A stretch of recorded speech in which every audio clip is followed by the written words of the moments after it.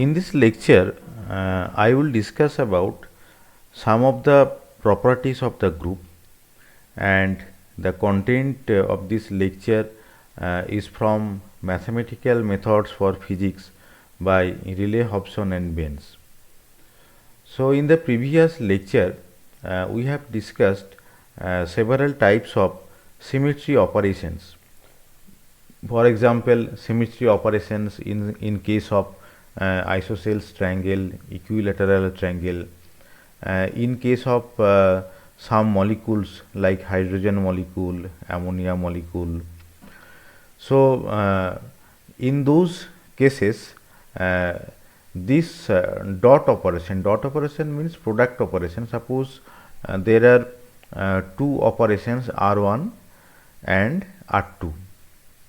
So, we have shown that in case of equilateral triangle, if we consider the rotation operation, then R1 dot R1 is equivalent to R2 and R1 dot R2 is equivalent to I. So, there is some particular laws of the combination. In case of the rotations and reflection, this dot operation was already discussed, that is how to combine this operation. And in case of some, that is numbers, such as in case of integer numbers, we have discussed that in case this dot is considered as addition operation. Now, whatever be the case, suppose we are considering a particular operation which is z, and z has been produced by the combination of x and y. So, suppose x dot y, that is equal to z. So, what is the meaning of this equation that I will discuss? That is, z is equal to x dot y means the effect on the system of carrying out z is the same as would be obtained by first carrying out y and then carrying out x. Suppose there is a system, and in that system we are carrying out some symmetry operation. It may be rotation, may be reflection or others. But if we write z is equal to x dot y, then it means that we have to operate y operation at first, and then we will carry the x operation. So, y operation will be carried out first, and next x operation will be carried out, and the product of x dot y, that is equivalent to z. That if we carry out z operation, so z operation will be equivalent to x dot y, and meaning of x dot y is that we have to carry out y operation first and then we have to carry out x operation. Next, we will discuss another property, that is, we have discussed about the group which has been formed by set of all integers under ordinary addition. So, in that group it is true that y dot x is equal to x dot y. Here the dot means addition operation, and x and y are any pairs of that group.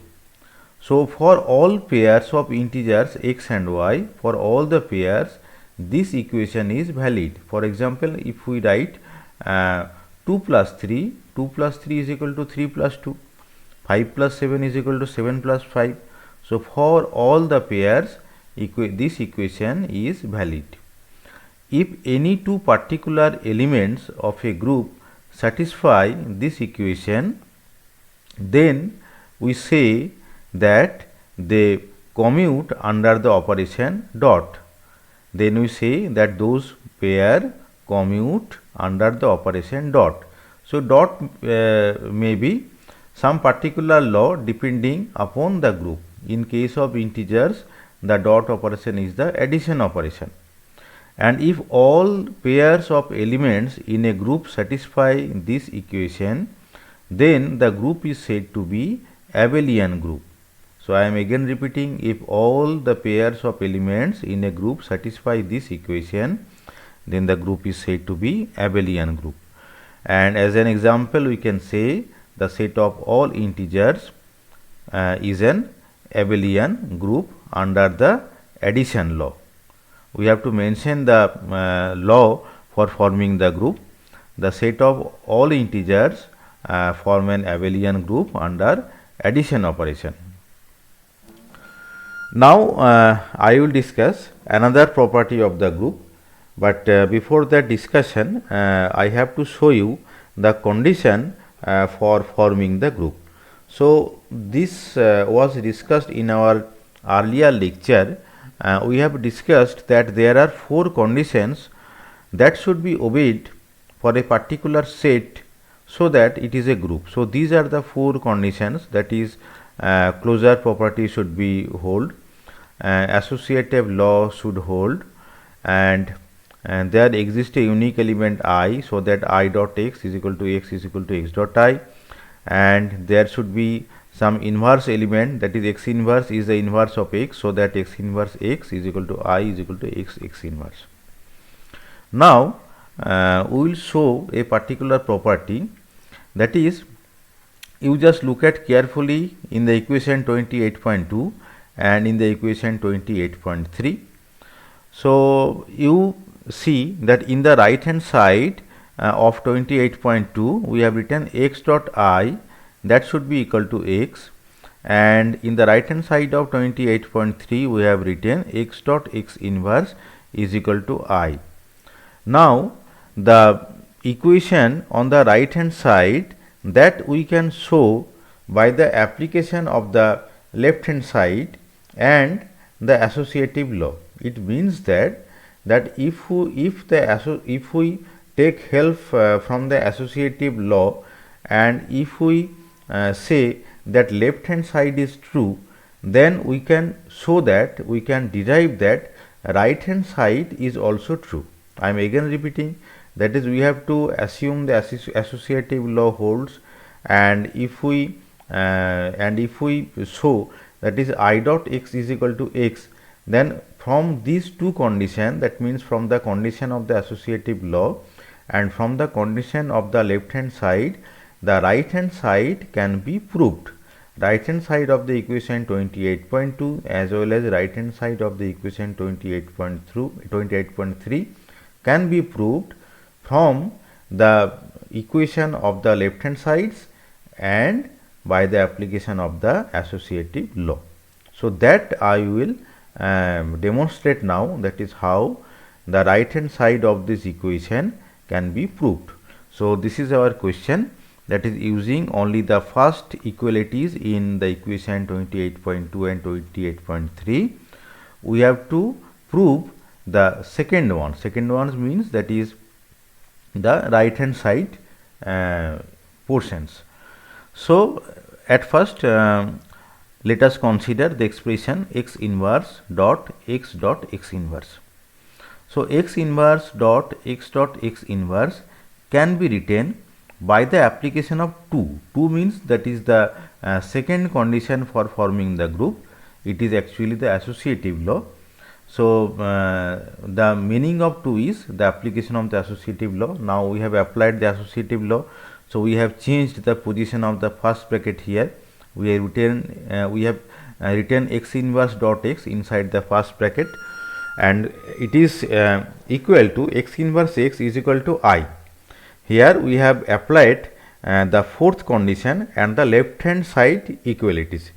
We have already said, that is, we are assuming that the left hand side equalities is true.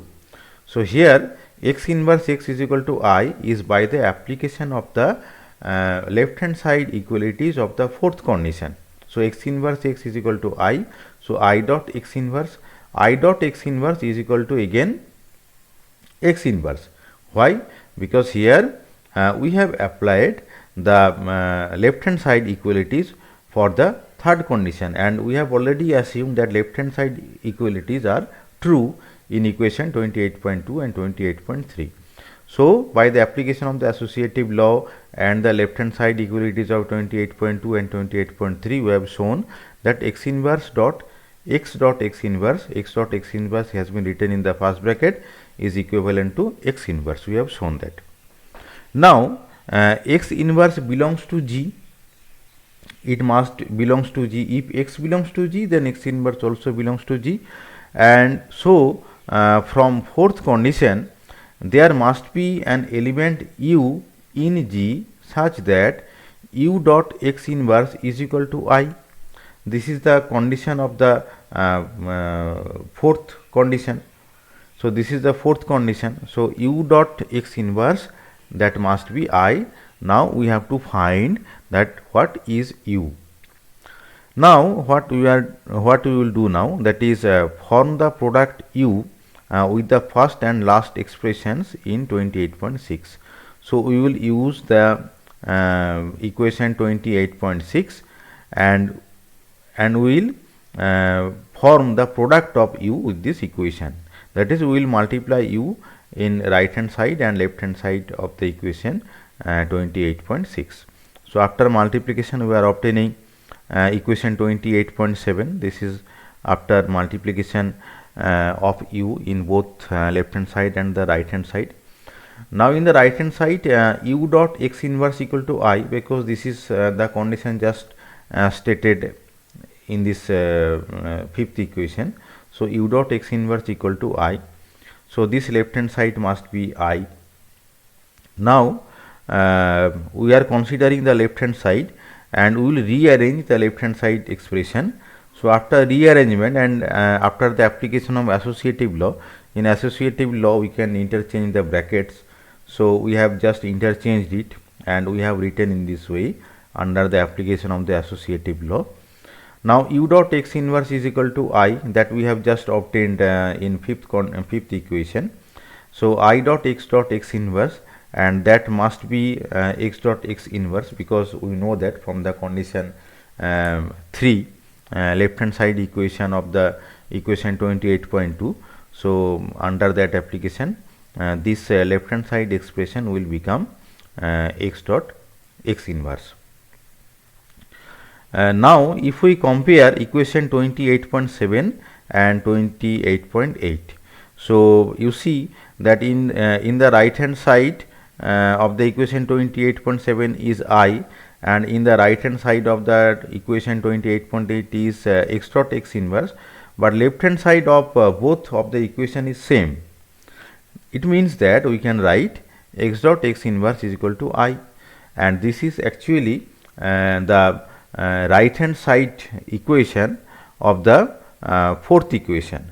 So we are writing it in this way, that is 4 prime, because this is actually the right hand side equation of the fourth equation, that means 28.3.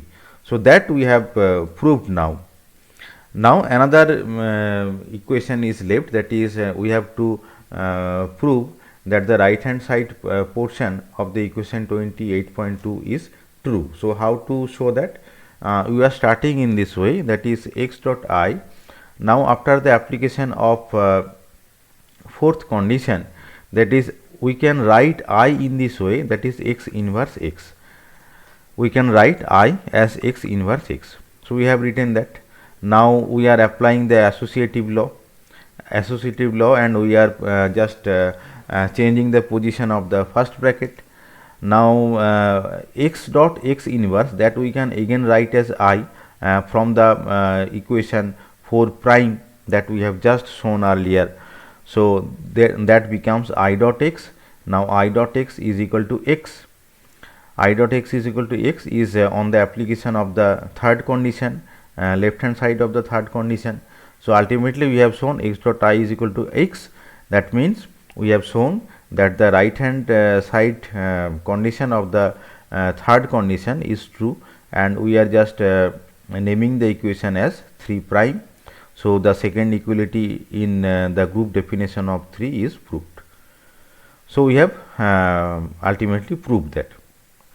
Now we will discuss another property, and we will show that the uniqueness of the identity element I. That means the identity element I in a particular group is unique. So, how to show that? Suppose that I prime also belongs to G and has the property I prime dot x is equal to x dot I prime for all x belonging to the group G. Now, we take x as I because I also belongs to that group. So, I dot I is equal to I. Now, from 3 prime that we have just shown, that is x dot I is equal to x. What is 3 prime? X dot I is equal to x. So, under the application of 3 prime we can say that x is equal to x dot I for all x belonging to G. So, x is equal to x dot I. Now, in place of x we set I prime, that is we are assuming x equal to I prime. Now, if we write x is equal to I prime in this equation, then we can say that I prime is equal to I prime dot I. Now, we compare equation 28.10, that means I prime is equal to I prime dot I, and equation 28.9, that means I prime dot I is equal to I. Now, you see that here I prime dot I is equal to I prime and here I prime dot I is equal to I. So, if we compare, then we can say that is I is equal to I prime. That means identity element is unique. In a similar way, it can be shown that the inverse of any particular element is also unique. So, how to show that? We are considering that U and V are two postulated inverses of an element x, that is U and V both are the inverse of the element x in G. Now, let us consider the product u dot x dot v is equal to u dot x dot v. Actually, this is true by the application of the associative law. This is true, and u and v are the inverses of x. Now, you just focus on the left hand side. Now, you see that v is the inverse of x. So, x dot x inverse will be I and u dot I will be u. So, left hand side will give the u and right hand side you see that u dot x means I. So, I dot v is equal to v. So, right hand side is v. So, u is equal to v. So, it has been proved. So, we can say that inverse of any particular element is also unique. Now, let us discuss another property.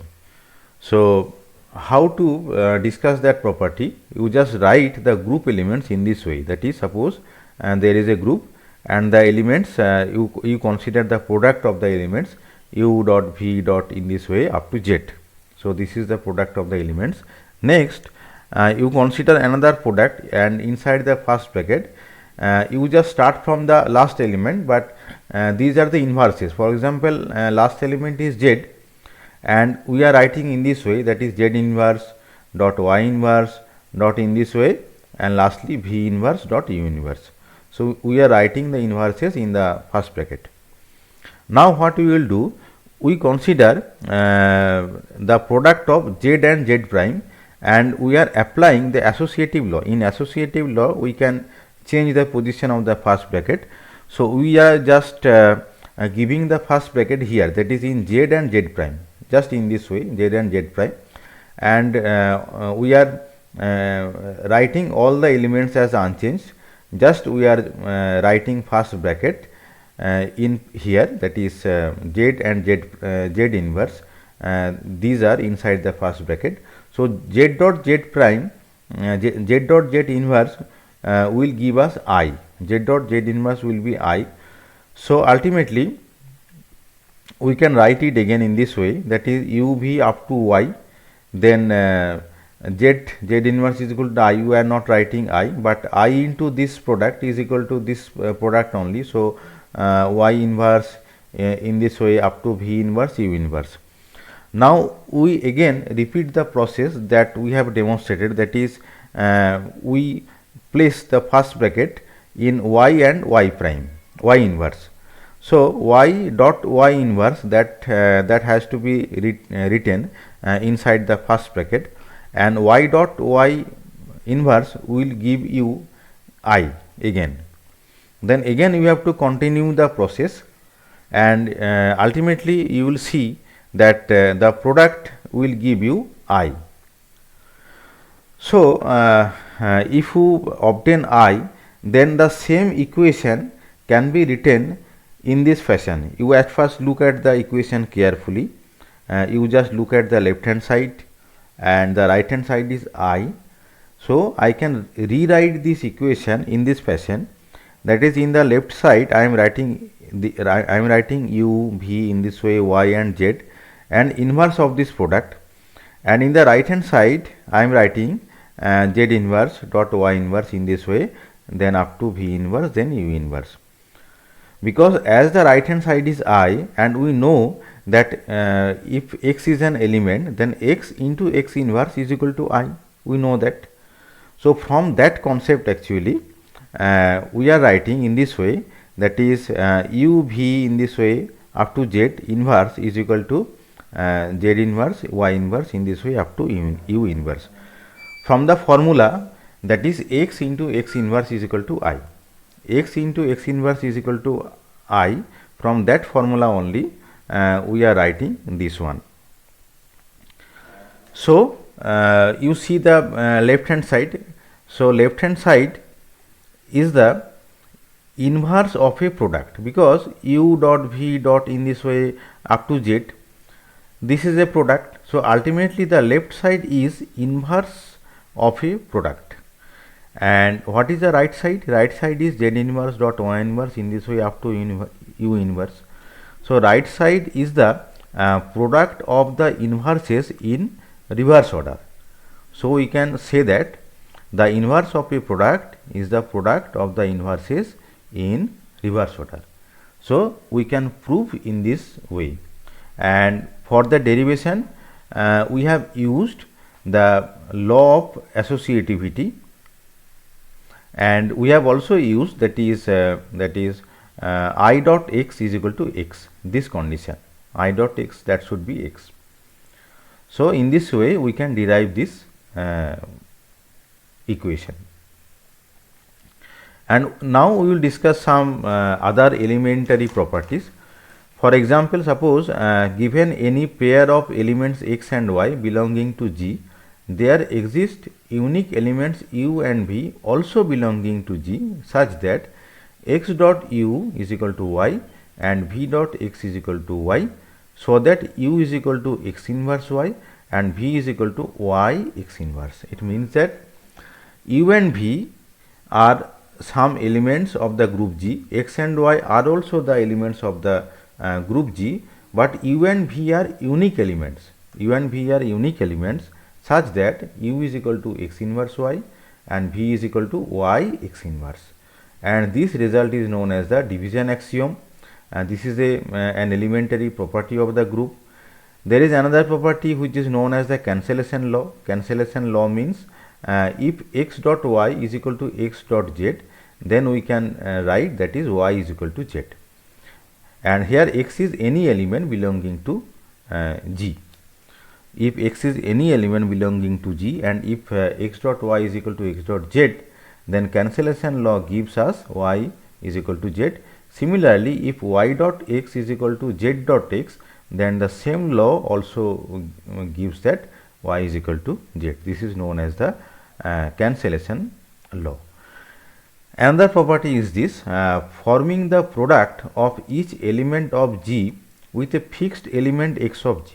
Suppose there is a group and you choose any element from that group, and that element is suppose x. X is that fixed element. Now what you have to do? You have to multiply rest of all the elements of G with x. So you just multiply x with other elements of G, then you will obtain another set of elements, but this another set of elements simply permutes the elements of G, and this is often written symbolically as G dot x is equal to G. So no new group is generated, rather the elements are permutated. So, G dot x is equal to G. This is another property and sometimes known as permutation law. Now, let us discuss another property. If any finite group of order small g, any element x when combined with itself to form successively x square is equal to x dot x, x cube is equal to x dot x square, x4 is equal to x cube dot x, in this way. That is, you have to start from an element x, you choose an element x and you have to combine that element with itself successively, such as x square is equal to x dot x, x cube is equal to x dot x square, in this way. Then you will see that is after at most g minus 1 such combinations produce the group identity I. That is, ultimately the group identity will be produced.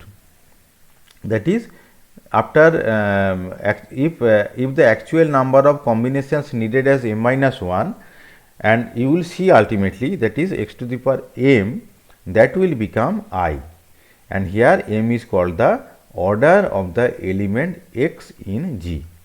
So, you see the sentence very carefully. We have already discussed that is what is known as the order of the group. I have already discussed that, but here m is the order of the particular element x in G, order of a particular element. So, how to find the order of an element? If x to the power m is equal to I, then m will be the order of that particular element.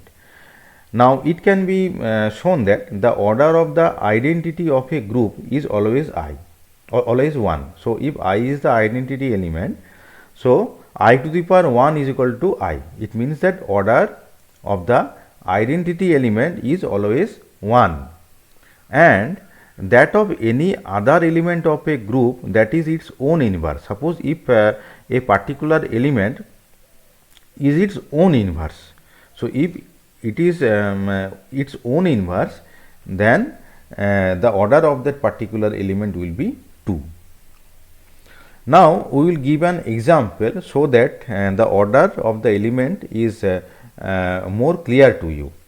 So, the question is that determine the order of the group of rotations and reflections that take a plane equilateral triangle into itself and the order of each of the elements. So, we have to find the order of the each elements of the group that has been formed by the symmetry operation of the equilateral triangle.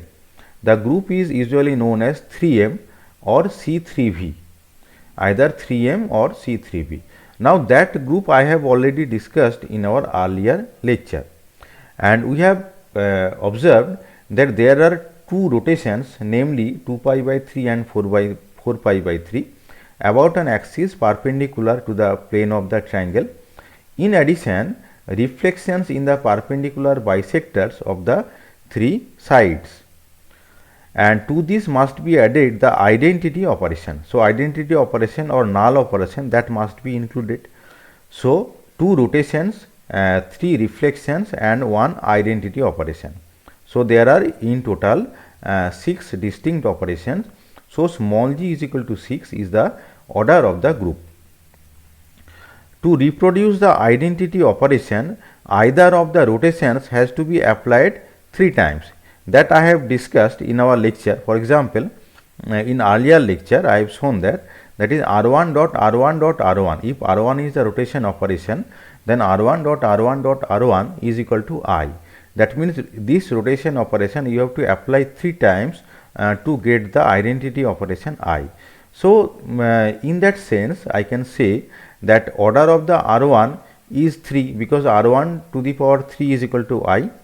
So, the order of the rotation element of the group is 3, and I have also discussed that you have to apply the reflection operation just twice to recover the original situation. I am again saying that is reflection operation has to be applied twice to recover the original situation. This also was discussed. Suppose sigma BC, it is a reflection operation.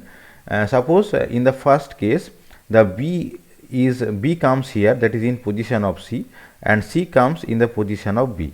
This is when reflection operation has been operated first time. But in the second time, if again the reflection operation is applied, then what will happen? The C which was that C which came here, it will again goes to the initial position, and B will again come back to its initial position, and you will again obtain the initial indexing. So you have to apply reflection operation twice to get the initial position. It means that the reflection element has order 2, reflection element has order 2, and rotation element has order 3. So I think the concept about the order of the element is clear now. Now I will discuss another group which is known as the cyclic group. Cyclic group is one for which all members of the group can be generated from just one element X. Suppose X is any element of the group, and you just consider the product of X with itself. So the group will be like that: X, X square, X cube, in this way.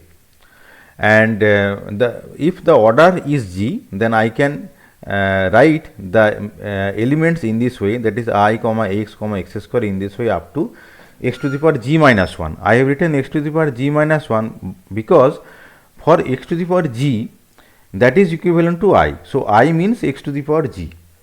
So this group has been written up to the position x to the power g minus 1, and for x to the power g is equal to I. So this is known as cyclic group, and it should be clear that cyclic groups are always abelian, and each element apart from the identity has order G, that means the order of the group itself. So in this lecture I have discussed several properties of the group, and I think these properties are clear to you, and for further understanding I request you to go through the textbook of Riley, Hobson and Benz, and I thank you all who have listened this lecture.